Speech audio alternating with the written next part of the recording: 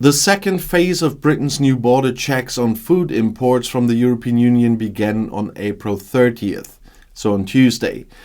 3 years after Britain finally left the single market and 8 years after the vote to leave the EU. But what happened on April 30th? The first phase of Britain's new border targeting operating model, BTOM, which requires additional certifications, came into force on January 31st. And the second phase that began on April 30th will introduce physical controls for so-called medium-duty animal products, plants and plant products, such as chilled and frozen meat, fish, cheese, eggs, dairy products, and certain cut flowers and seeds. On April 30th, the government was supposed to also impose new fees on importers bringing goods through the port of Dover and the Eurotunnel. And the government says the so-called shared user fee will cover the costs of its new checks and the whole system. But why is there still confusion among importers? The importers do not know how frequently they will be checked, and only found out on April 3rd what fees they would have to pay. The government says it will take a pragmatic approach to introducing the controls and does not expect any significant impact on imports. The goods that pose the highest biosecurity risk will be prioritized for inspection as we work towards full inspection rates and high levels of compliance, is what a UK government spokesman said, meaning they will not check everything at the beginning. Importers are also unclear about the role of the Savington border checkpoint located about 20 miles inland from the port of Dover. In addition, traders do not have access to a current list of private inspection bodies and their fee rates. But what do the British importers say about all of this?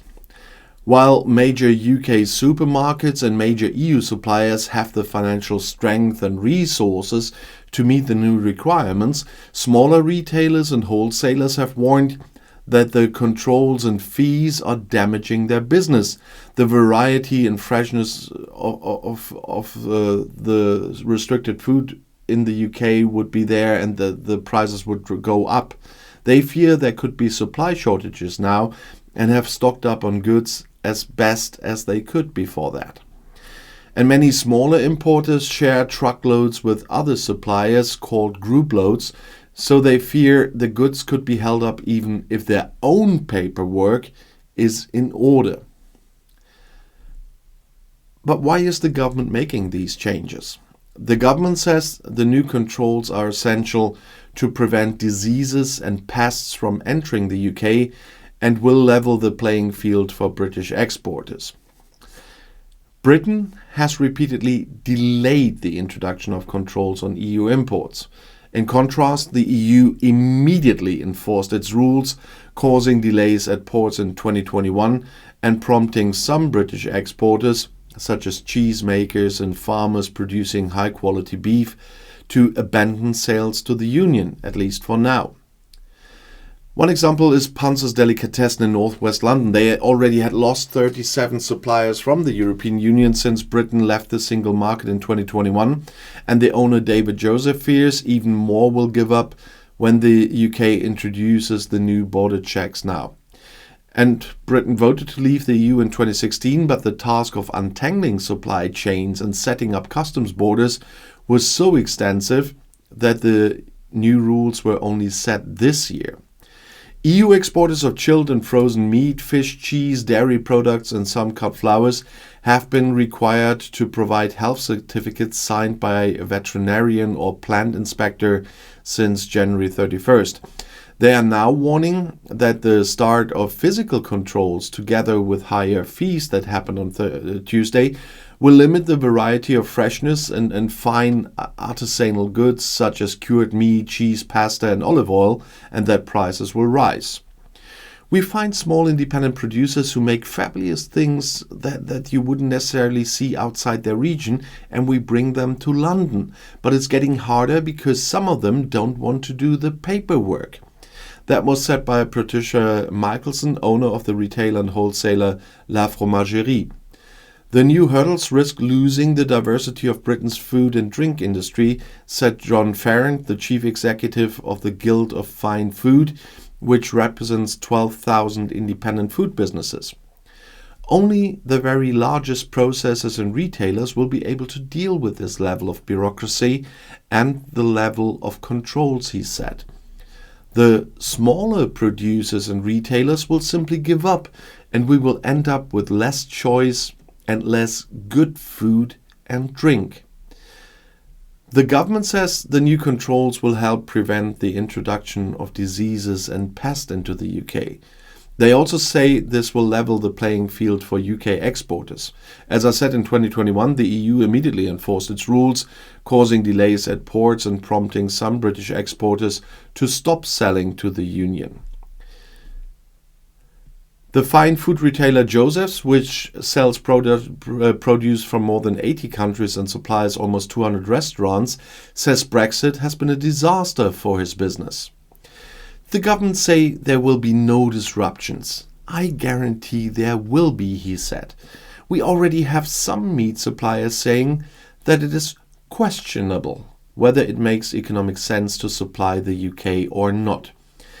And Nick Carlucci, the sales manager at Italian grocer Tenuta Marmorelle in Berkshire in southern England, said the January changes drove up costs and added a week to delivery times for some goods.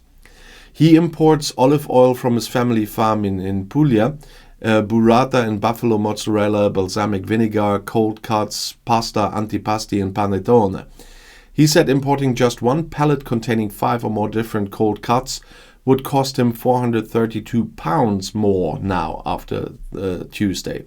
And of this, £120 is for the veterinary certificate, £195 is for fees, and charges introduced by the government to cover the costs of its new system. Carlucci imports 15 to 20 pallets a week and said the added cost will squeeze his profit margin by 10%.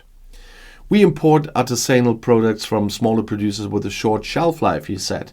We have to constantly turn these products over. And concerned about shortages in the port of Dover, British largest port, he is stocking up on as many supplies as he can, but it's with fresh stuff.